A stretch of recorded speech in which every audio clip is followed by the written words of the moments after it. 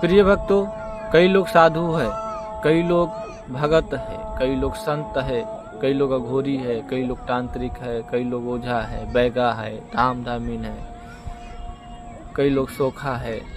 मतलब अलग अलग जगह पर अलग अलग नामों से लोग जानते हैं, लेकिन हमारे बिहार में इन्हीं सब नामों से लोगों को पहचानते हैं जो जन कल्याण करने वाले लोग होते हैं। हमारे जो क्षेत्र है, इस क्षेत्र में जानकार व्यक्ति को ओझा कहते हैं, भगत कहते हैं, धामधामिन कहते हैं, तांत्रिक कहते हैं, अघोरी बाबा कहते हैं। जो शमशान में रहते हैं, धुनी रमाते हैं, जोगी बाबा कहते हैं, जो हमारे जैसे भेष बना करके चलते हैं। साधु बाबा कहते हैं, जो हमारे जैसे भेष बनाकर चलते हैं। संत कहते हैं, साधु कहते हैं। ऋषि मुनि तो कहते नहीं हैं, क्योंकि ये किताबों में ही है, किसी के जबानों में तो है नहीं। कोई किसी को ये नहीं कहता है कि फलाने ऋषि है, कोई किसी को ये नहीं कहता कि फलाने मुनि है। सिर्फ ये कहते हैं कि फलाने साधु है, फलाने भगत है, फलाने ओझा है, फलाने धामीन है, धामधामीन है। लोग इस तरह के कहने में आता है जो कहते हैं। तो जरूरी क्या है ये वीडियो बनाने का, वो सुनिए।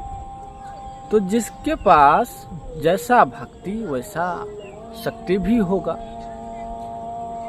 हर कोई भगवान को ही भजता है, कोई कम भजता है, कोई ज्यादा भजता है। कोई भूत प्रेत को भी साथ में लेके चलता है, भूत प्रेत को भी पूजता है, भगवान को भी पूजता है। कोई केवल भगवान को पूजते हैं, भूत प्रेत को नहीं पूजते। कोई भूत प्रेत को नाम लेता है और भगवान को पूजा करते हैं। कोई कुछ अदृश्य शक्ति को नाम मात्र लेता है और देवी देवता को पूजा करते हैं, भगवान को पूजा करते हैं। जितने नाम बताए हैं, इन सब की बात मैं बता रहा हूं। तो कोई जो है केवल भगवान को मानते हैं और भूत प्रेत का नाम भी नहीं जबान पर लेते, और केवल व केवल राम राम जपते हैं। कोई शिव शिव जपते हैं, कोई हरि हरि जपते हैं। तो सब अपने अपने भगवान की भक्ति करते हैं। तो कोई साथ में भूत प्रेत की जपता है, कोई नहीं जपता है। कोई नाम लेता है, कोई नहीं लेता। कोई उनके नाम से हुमाद करता है, कोई नहीं करता। कोई धूप जलाता है उनके नाम से, कोई नहीं जलाता। तो मेरे कहने का मतलब ये है कि साधु है तो इसका मतलब ये मत समझना कि वो केवल भगवान के भक्ति करने वाला साधु होगा। हो सकता है वो अंदर से तांत्रिक हो सकता है वो अघोरी भी हो, और हो सकता है कि वह एक अच्छा भगत हो। भगत मतलब केवल भगवान को भक्ति करने वाला नहीं। भगत मतलब कि भगवान को तो भजिए रहा है और साथ में भूत प्रेत को भी साथ में लेके चल रहा है, ताकि जब जैसा जरूरत पड़ा तब तैसा काम लिया। जब जैसा जरूरत पड़ा तब वैसा काम कर लिया। वही व्यक्ति महान है ना, जिसके सामने जैसा काम आता है वैसा काम को वो कर लेते हैं। आज के दिन में तो वही महान है, वही सब काम करते हैं। तो भक्ति तो सभी करते हैं, तो कोई अलग अलग प्रकार की शक्ति भी रखते हैं, और जब जैसा जरूरत पड़ता है अपने शक्ति से काम लेते हैं। किसी का हो सके तो और जन कल्याण कर देते हैं। किसी को भूत लगी है, माथा पर हाथ धर दिए, थोड़ा बहुत झाड़ने फूकने आता है तो झाड़ फूक दिए, ठीक हो गया। हमारे गुरुजी तो साधु थे, बहुत अच्छे साधु थे, तुलसीधारी। उनके बच्चे में ही तुलसी गले में पड़ गए, क्योंकि उनके खानदान में ही बच्चे में ही गले में तुलसी पड़ जाते हैं। हमारे गुरुजी साधु थे, उनका विवरण ज़्यादा नहीं करते वीडियो में, साधु थे। तो हमारे गुरुजी साधु तो थे ही, पर एक तांत्रिक भी थे, अघोरी नहीं थे, तांत्रिक थे, किसी भी काम को कर देने वाले थे। कोई ऐसा काम नहीं जो नहीं जानते थे।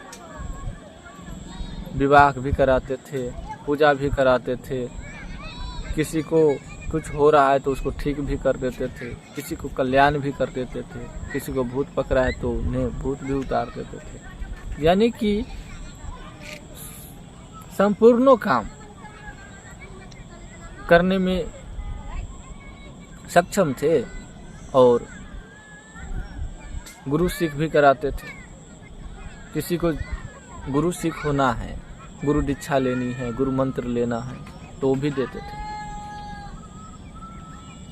साधु ही थे तो उनका काम है वही था।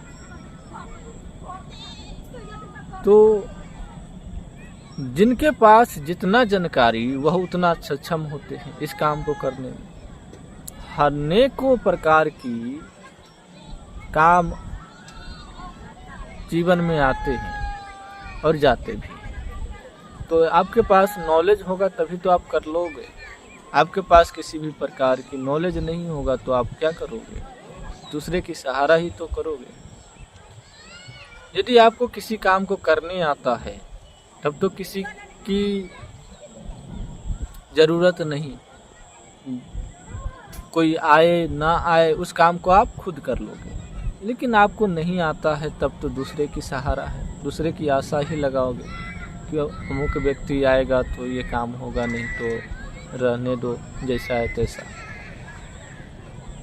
जड़ी बूटी क्या भी नॉलेज रखिए, तंत्र मंत्र इस धरती पर है तो उनका भी नॉलेज रखिए, भक्ति भी करते रहिए, भगवान की भजते रहिए और जानकारी जितना हो सके गुप्त जानकारी भी प्राप्त कीजिए, गुप्त जड़ी बूटी भी प्राप्त कीजिए, जड़ी बूटी का ज्ञान प्राप्त कीजिए कि किस जड़ी से क्या उपाय होता है, क्या फायदा होता है, किस मंत्र से क्या उपाय होगा, क्या फायदा होगा, क्या विधि है, क्या विधान है, क्या नियम है, हमें किस तरह से चलना है, हमको क्या बोलना है, कब कैसे रहना है, क्या नियम है, किस सिस्टम में हमको रहना है, ये सब पूछिए, गुरु बनाइए और गुरु से यही सब पूछिए। ये सब आपको पता होना चाहिए। न बेसी तो ये कलयुग है, 4 आना भी नियम पे चलना है तभी आपको कुछ प्राप्त होगा। 12 आना न तो 4 आना सही, 4 आना आपको इस नियम पर चलोगे तभी आपको देवी देवता भी प्रसन्न होंगे, देवी देवता भी साथ में रहेंगे, जिसकी आप आराधना करते हैं वो साथ में रहेंगे, उनकी कृपा होगी। जो भूत प्रेत की आप सिद्धियाँ किए हैं वो सिद्धि प्राप्ति होगी। जो शक्ति आपके साथ चल रहे हैं वो नाराज नहीं होंगे, उन्हें लगेगा कि नहीं किसी दूसरे से तो बहुत अच्छे हैं, किसी दूसरे व्यक्ति से तो ये बहुत अच्छे लगते हैं। उनका स्वभाव, बात विचार, रहन सहन सब देखते हैं ना। जिस प्रकार से मनुष्य देखता है ना कि मुख्य व्यक्ति कैसा है, उस प्रकार से देवी देवता भी देखते हैं। हाँ, एक चीज़ मैं कहना चाहता हूँ कि मनुष्य आपको स्वच्छ देखेंगे कि आप बाहर से कितना सुंदर लग रहे हो, ब्यूटीफुल हो कि नहीं। महिला हो, औरत हो, लड़की हो तो आपने लिपस्टिक लगा रखे हैं कि नहीं, मुंह हाथ पोत लिए हो कि नहीं, हाँ, स्नो क्रीम से पोते हो कि नहीं, मुंह को चपेटे हो कि नहीं, ये आपको लोग देखते हैं।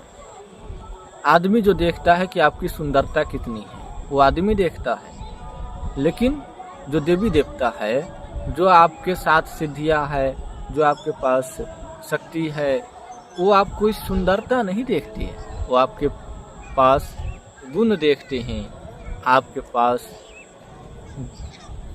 किस तरह का सोच विचार है वो देखते हैं, आप क्या सोचते हैं ये देखते हैं, आप कैसे चल रहे हैं, आपकी क्या भावना है ये देखते हैं। आपके साथ जो देवी देवता चलते हैं वो यही देखते हैं, आपकी मन कितना सुंदर है, आप कितना मन से पवित्र है ये देखते हैं।